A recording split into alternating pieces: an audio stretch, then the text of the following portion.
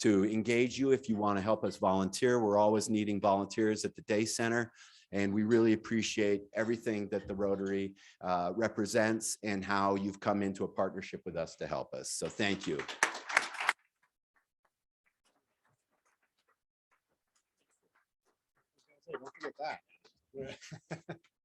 Thank you so much. And Andrew, you know, I mean, you've got one boss, but your ED has like probably 20 bosses, right? So it's and now Mr. Jim White is here for the red bucket. Do we have a microphone? I think we do.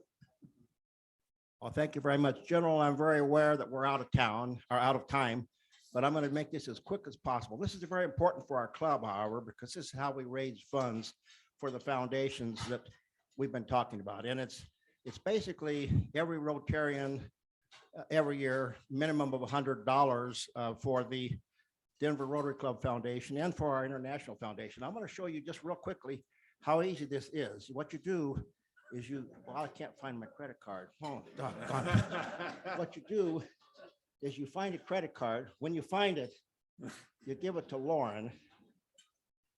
Dadgummit. I know I had a credit card here. Anyway, I've got a credit. I'll find it and I'll give this to Lauren. And what I'm going to do is I'm going to have her put $100 on my credit card for the Denver for the Gives Day at that time. And she's going to have to work this all out and then charge it to me. So I'll do the $100 for the foundation and in honor of the Denver Gives Day. So I'll find that credit card in a few minutes. If you see it laying around on the floor, let me know. And we're going to move around. There it is. She's got it. Darn, I was hoping she wouldn't find that. Okay, here we go, Jim. Hello, everybody. Jim, here's my credit card. I'm not going to give it to you, though. Today's November 18th. It's a special day for my family because in follow-up to what Mary Penny was talking about with her mother, it is my mother's birthday today. So Lauren, I'll tell you in just a moment how much to put on that, but it'd be $1 for each year of your life. And I think it's several years in a row now. You've been celebrating 65 years. So I'll tell you the exact number, but what an inspiration my mother has been to me. She got me into Rotary. She got me in the career I had before Rotary and probably some other things before that as well. So happy birthday, Mom. Thank you, Jim. Who's next here? It's pretty simple. We've got just a couple more minutes here, so we need to hurry and raise some money. I'm just going to drop cash in, but thank you to everybody. That many of you were either at the Denver Kids event or sponsored it.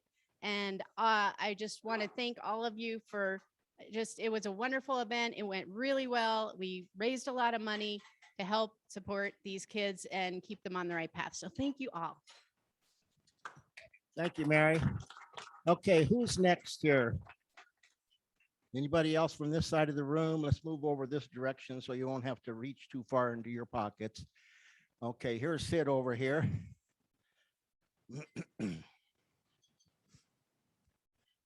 Thank you. I want to put $20 in the good news bucket because I'm going to issue a challenge to all of you to make this Colorado Gives Day the best we've ever had. This is the one last shot everybody has during the course of this year to give to the Denver the Denver Rotary Club Foundation. And as we've told you time and time again, we reach out into the community, we impact the community, we do our very best. And as was said so well earlier, you don't have to do the work. It's the trustees that will do the work and find the right people to work with in the future. So please think of December 2nd as the Colorado Gives Day. Okay, thank you, Sid. I know we got to turn this over to the general pretty soon. Is there anyone else who would like to make a comment? Are you just, Bob, you're going to go up here? Introduction. No, go ahead. Oh, you don't want me? Can you believe this? Okay. All right. I'm going to turn this back over to our president and get our speaker introduced. Thank you so much, Jim. I appreciate it. And so now, Mr. Clinton, come on up. Thank you, President Ian. I didn't want to waste any travel time from the chair, but I have given to the foundation and my mother has this year as well. So I am very mindful of the time. I am cutting my introduction way back. This General Schwartz is an expert in international relations. He reached out to the Corbell School. I am involved with the Denver Council on Foreign Relations, which has a close tie with Corbell, and his name came to us, and I thought this would be a great fit for Rotary, and I'm sure he'll be a DCFR speaker later. It's a great pleasure to welcome Lieutenant General Mark Schwartz back to his native Colorado to discuss a topic that has been a focus of his distinguished military career, fostering the individual growth of his subordinates, and in particular, providing opportunities for the inclusion and empowerment of women within a male-dominated organization. His career has been marked by his drive to inspire and empower associates to achieve both organizational objectives and their personal career goals.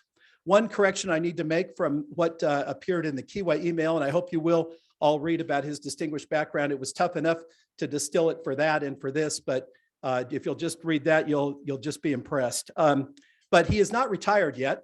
He is still active military until December 31, but he did come home from his last post in Israel on November 6th. And one thing I also need to mention is that he is appearing today in his individual capacity, in his personal capacity, and so the views that he states are his own and not necessarily those of the United States government or the United States military. And as I mentioned, for the past 2 years, General Schwartz served as the United States Security Coordinator for Israel and the Palestinian Authority in Jerusalem. He also served as the personal representative of the United States executive branch, including the Department of State to the Palestinian Authority. So General Schwartz will be speaking about driving advocacy and inclusivity for women in organizational leadership. Please welcome General Mark Schwartz to Denver Rotary.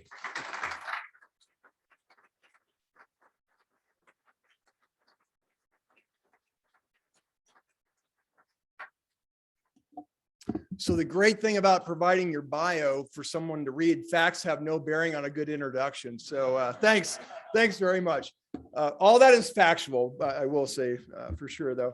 Yeah, so just over 2.5 weeks ago, I was tying a bow on Middle East peace, and now I'm back in Colorado, my home state.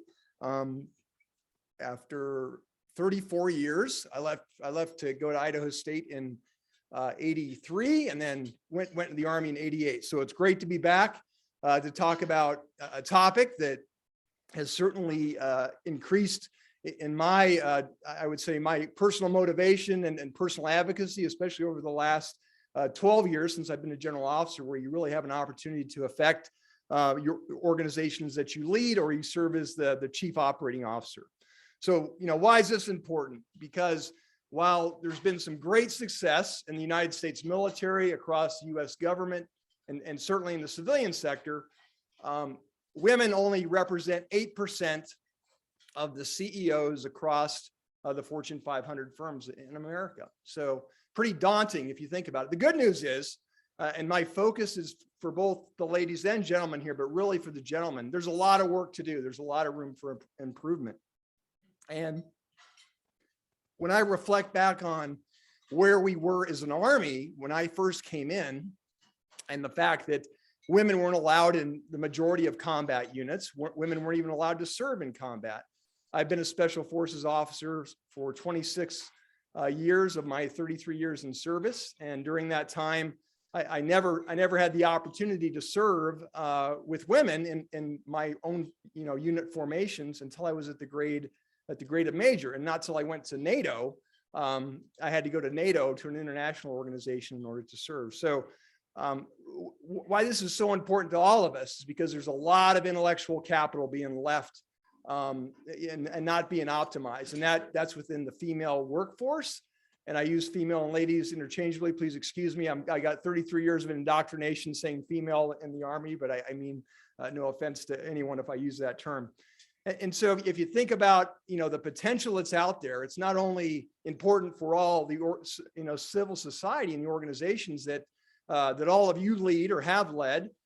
It's important for anybody that's got a daughter or a niece. I have a daughter. I've got lots of nieces. A couple of them I'll highlight during my conversation here.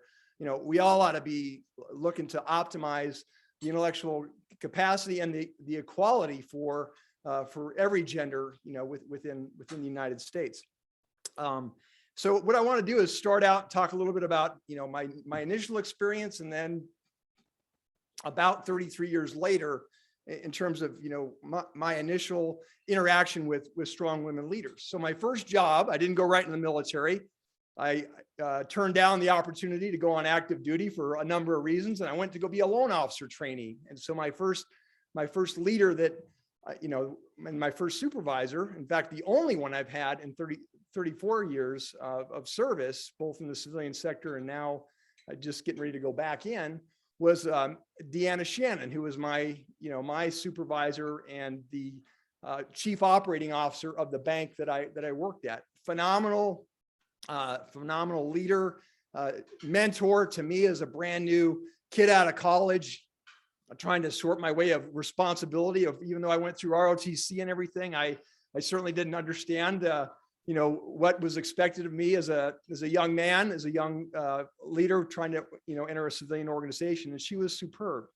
I left in August of that year after, starting in January, because I had the opportunity to go on active duty.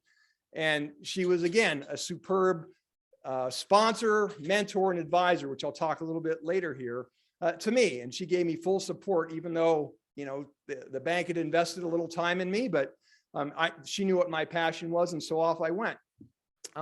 Then 33 years later, if I can get this slide up. I don't know, can you open that up for me?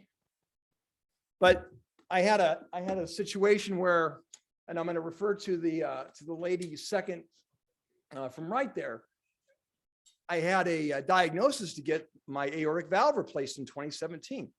And so I had some, I was home here on Christmas leave and did some silly stuff. And next thing you know, I'm back at Walter Reed Hospital, and they're like, you know what, we think we're going to accelerate the procedure for you. So I find out, I go, guess what? You're going to get the chief of thoracic surgery and cardiology at Walter Reed Medical Hospital. So I'm like, well, fantastic. So I get on the phone, I talk with Dr. Pressure here, and we go into her office and meet.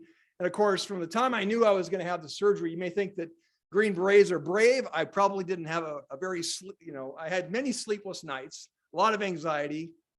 I walk in to her office, and in her office is her nurse practitioner, who is also a very strong female. And I had, my wife, Allison, and my daughter, Megan, there. And I said, look, after she, kind of talked me through the procedure, I said, hey, I need you to have your best day tomorrow. I need you to go home early, get some rest, trying to make light of my anxiety. And she goes, General, with all due respect, I've operated on some pretty important people at Walter Reed. You can imagine who cycles through there, a few presidents, a few former secretaries of state, et cetera. And she goes, I get up in the morning, at 5 a.m. I've got 3 kids. I get them ready. I go on my 3 to 5 mile run. I drink some coffee. I come in. She goes, you're the one that needs to go home and get a good night rest.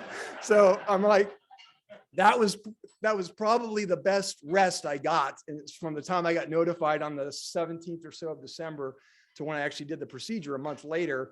And it just illustrates that, she is the CEO of her organization. I mean, Walter Reed, she works at Yale Hospital. She works at a couple others, now expanding her presence. But I mean, her entire team and the leadership that she demonstrated that day, and certainly subsequent to my procedure, was just a great example for me of, how far that profession has certainly come, and how far we need to go, overall within civil society.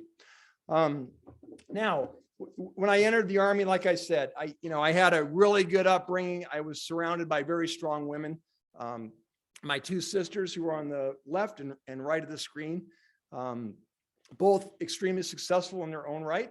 And I bring it up because as I've done a lot of research on, barriers to women advancing in the corporate world or whatever profession that they decide, a lot of them say, well, you can't have it all. And that's a term that Sheryl Sandberg, who's very famous, through Lean In and what she's done for women's advocacy in the workplace, uses quite often. And the fact is, you certainly can. And I have, 2 great examples just, not only my mother, but also my two siblings who, my sister started out, got a college and, worked her way as an accountant, and she's been with 25 years working for Ball Aerospace, and she's now the vice president for finance there. And not only did she do that as a successful career, she also, raised a nun, raised another entrepreneur, my niece, who's right underneath there, Brittany, and also has a doctor in the family who's currently doing his residency. And my point is she was able to balance not only her career and her husband's career, who also works at Ball, but also make sure that she sponsored and advocated and set a great example for her, her children. And I know she does a great job for everybody that works for her at Ball Aerospace. My little sister, Wendy, she had a lot of endeavors, a lot of starts, and she ended up wanting to be an entrepreneur, and she started up her own dog grooming business, the Paw Spa. She passed away in 2007, and fortunately, her legacy lived on because our niece, Brittany, who's down in the bottom right corner there, the business was offered to Brittany when Wendy was getting sick, but she said, no, I really don't want to do that now. And then about a year later, she decided, hey, I want to take this on in honor of my aunt. And so now Brittany's a very successful entrepreneur, working out of Fort Collins and in Golden, Colorado as well. And again, a great example for me as a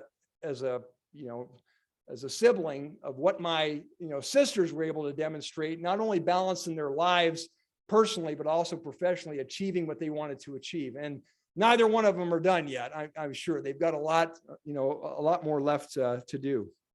As far as my military experience, what I noticed over the course of my career is, again, when I started out, women weren't allowed to do a lot of things that they frankly should have been. And I was certainly among the many young, company grade officers that thought it was blasphemy to see if a woman, volunteered to go into the infantry or an armor officer like I did when I first started out, or any combat arm. Part of that is social, because there is a in the male psyche, hey, we don't want to see women get hurt or put in harm's way. And I haven't met a woman yet that has told me that, you're right, that's exactly how you should feel. It's always the opposite. They're like, let me worry about, let me worry about me. The other challenge too that we've had within the course of the military is we haven't promoted to the degree that we should have, to make sure that young women that are coming into the military have those senior leaders or mid-level leaders that they want to aspire to. And if you look at what we've achieved over the course of just my time in service, and really about the last, since 2016, when we opened up all branches of the military to men and women, and all genders for that matter. And we've gone back and we've reevaluated our standards. There's one standard. There's not a women's standard. There's not a men's standard. And I'll tell you, we in special operations, my tribe, it was really good for some self-evaluation of how we were defining what capabilities should exist to be a special operator or an infantryman or an armor officer. And so we've gone through that culturally and organizationally within the United States Army, and every service has done that. And now what you're seeing, if anybody's on LinkedIn, I'll tell you, I love it, because you see these young ladies that end up being very successful in branches and in schools and in competitions that have been dominated by males since the services began. And any time I get to see that, I celebrate it, because I think it sets a great example for all those that that are going to follow them, regardless of how far they go in their military service. But really, all of us are citizen soldiers, and it's going to translate into civilian life. So from the time that I was a young lieutenant until now, we had one female 4-star general, General Dunwoody, who commanded Army Material Command. And we just now have a new one, which just took command of U.S. Southern Command about 2 weeks ago.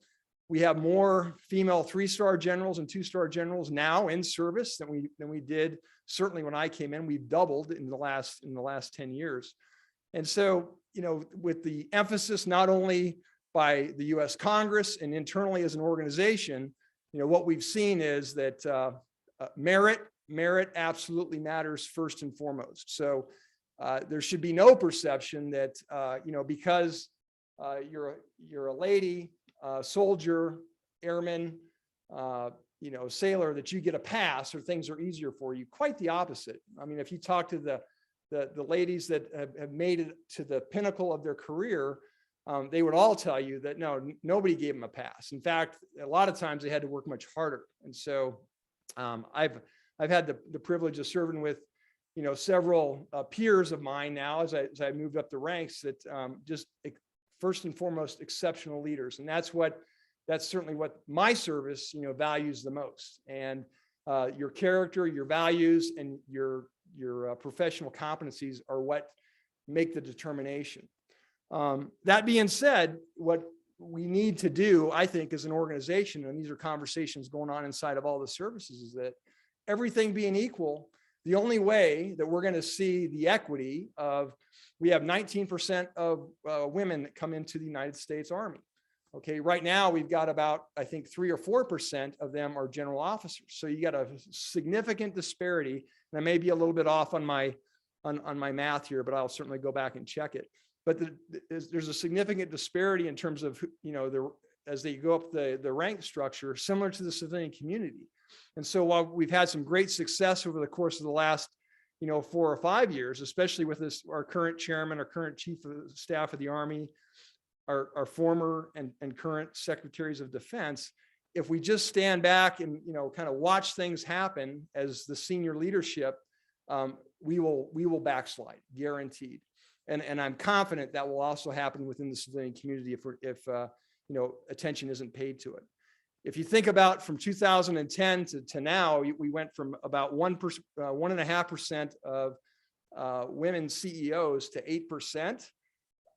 That's a pretty dismal performance record. You look at all the metrics that are tracked in the civilian community for, being successful. And if you're not taking full advantage of the intellectual competency and capabilities that are inside of your organizations from the entry level all the way through the time that they reach the C-suite or the senior levels, you're not going to be able to compete. And you're certainly not going to be representing inside of your organizations the demographics that you serve, both in your local communities and more so nationally. So I think it's really important.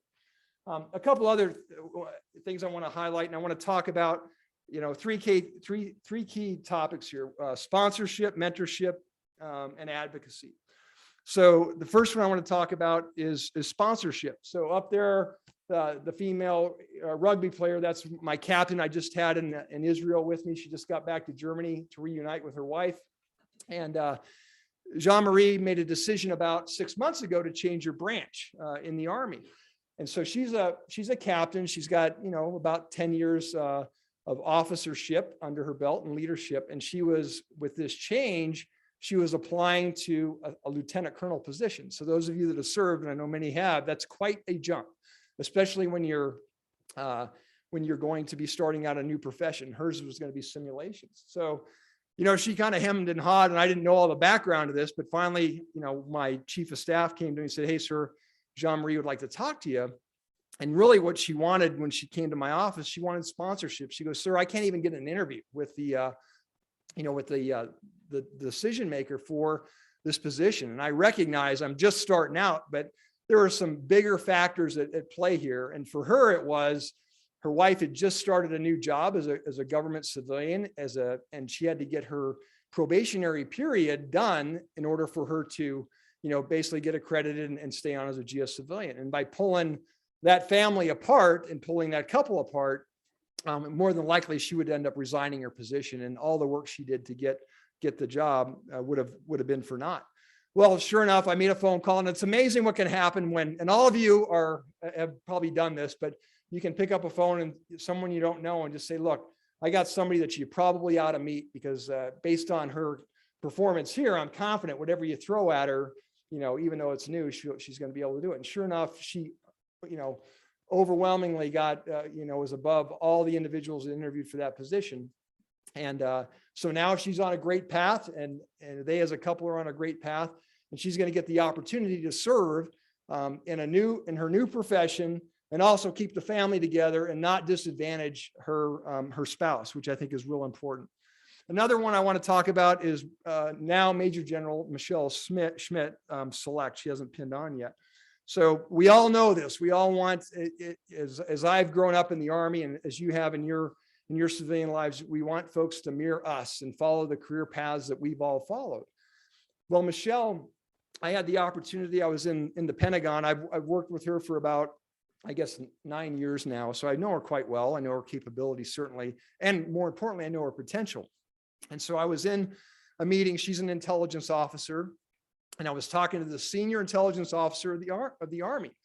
And he asked me, he goes, Mark, I'd really like to run through, all these great, senior leaders with you and get your assessment on, how you think and where they should serve. So we get to Michelle, and I said, well, sir, where do you see her? She goes, well, definitely a 3-star, probably a 4-star general. I said, well, what's the path to get there? I said, she's got to get known by the big Army. She's known inside of special operations, but I said, you've got to get her out there among soldiers and in, key leadership positions. I said, you need to make her a deputy commanding general of a division. And there's only been one other female general officer that has done that in the history of our Army prior to Michelle.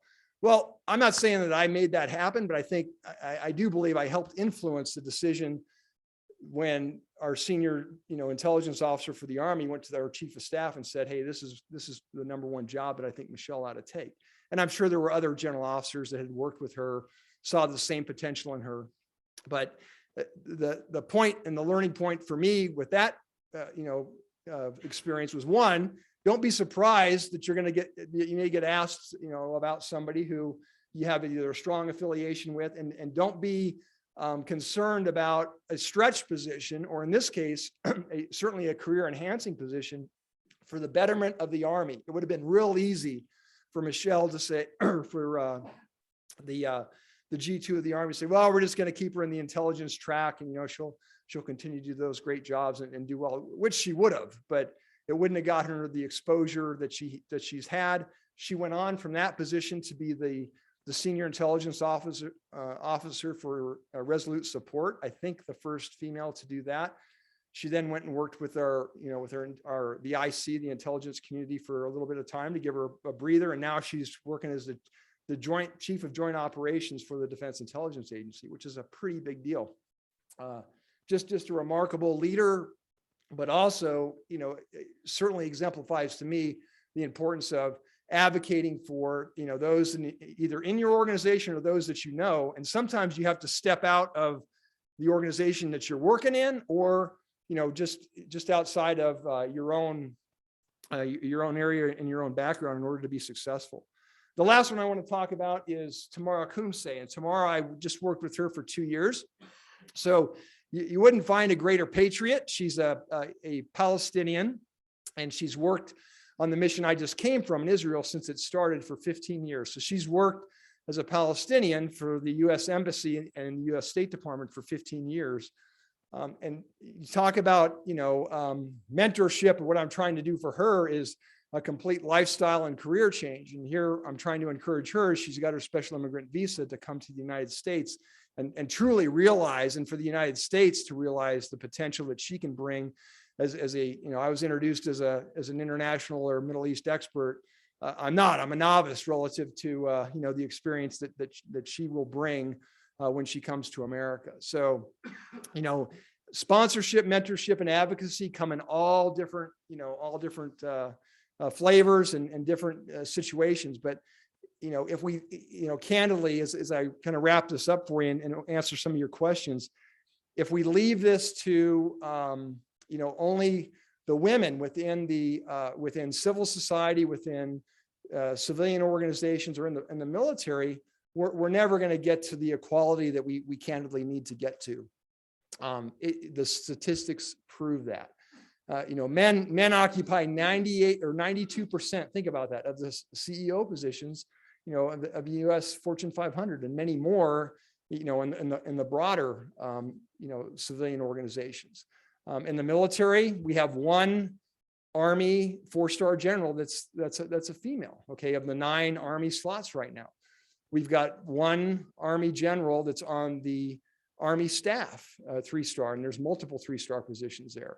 So we've still got a lot of work to do. While I'm very proud of it, leadership matters, and that brings me to Vice President Harris. If you look at the impact that leadership can have in terms of, if you truly want to drive, change in your organization to make sure that you're representing the demographics of a nation or of an organization, this is a superb example. And it's, this isn't a political statement. It's just, the facts speak for themselves. The most executive branch females in the history of the U.S. government, and the deputies for many of the executive positions, cabinet positions, are also filled by females. And, that took obviously our current president and some great advice from, I'm sure his inner team as he was developing his executive team. But it just goes to show that, if he outsourced that to his chief of staff or, someone else to say, okay, you're going to work on these positions, it probably wouldn't happen, right? Leaders are responsible for talent, okay? Not the vice president of human resources, not the vice presidents of diversity, inclusion, and equality. Yes, they have a role. They have a role to manage the guidance that's being given by, by the leader of the organization. But if leaders don't hold the organization to account and don't set, hard goals, none of that's going to happen. And what I've found very interesting as I've, researched this more and more, as I've wanted to speak on it, as I am with you today, is that civilian organizations are very reluctant to advertise what their current ethnic balance is, what their balance is with women relative to men. I don't know why. It's a goal is really hard to achieve if you never set one, right? Or it's really easy to achieve if you never set one. You don't advertise it to your organization, let alone out to the civilian community. If I was working for, Corporation X and I wanted to recruit, women and promote women executives in my organization, or any underrepresented demographic, I certainly wouldn't hide my problem. I'd want to demonstrate that, I've got a talent deficit here. I've got a demographic deficit that I'm not optimizing not only the intellect, but the outreach that I can have as a corporate leader. And I would certainly advertise that. So I'm going to do my best to influence you and influence others to do that as I go forward, and ideally get the opportunity to talk more about this. So in closing, I would just say that, I was encouraged, several months ago, hey, Mark, pick something that you're truly passionate about based on, your own experience, both personally and professionally. Well, this is certainly one of them. I think that, if you look at strategic competition, if I, put my military hat back on right now, we certainly, the world is getting much more complex, and we need to optimize every bit of intellect that exists within our nation. And we certainly need to do that inside of the security establishment as much as we do to be able to compete commercially, both, domestically, if you have competitors, but I think more importantly, internationally. So I hope that some of this resonated with you, and you also will, embody the importance of continuing to advocate and do your part, especially the male leaders that are in the room here, because it can't be left on idle and without, direct attention and direct leadership, or we're never going to achieve the potential that certainly exists out there in the civilian workforce. So thank you very much.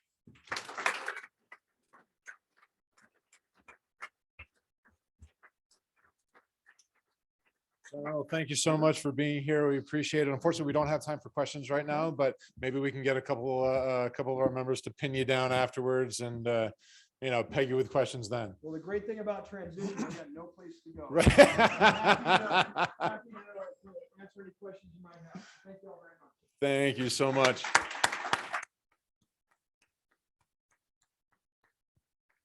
And in honor of you being here today, we are giving a gift to our polio efforts for Rotary International. And with that and a 2-to-1 match from the Bill and Melinda Gates Foundation, 100 children will be inoculated against polio here in the coming days and months. So thank you so much for that too. And with that, I'm going to wrap things up here. Reminder, next week is Thanksgiving. So if you show up here, someone's going to be mad at you. But I hope you all have a great Thanksgiving, and we will be back the week after, the following week on December 2nd with another lunch meeting. And can we pull up the 4-way test? And so join me. The things we think, say, or do, is it the truth? Is it fair to all concerned? Will it build goodwill and better friendships? Will it be beneficial to all concerned? And thank you all so much. Once again, happy Thanksgiving. Have a great week. We'll see you next time around. Cheers.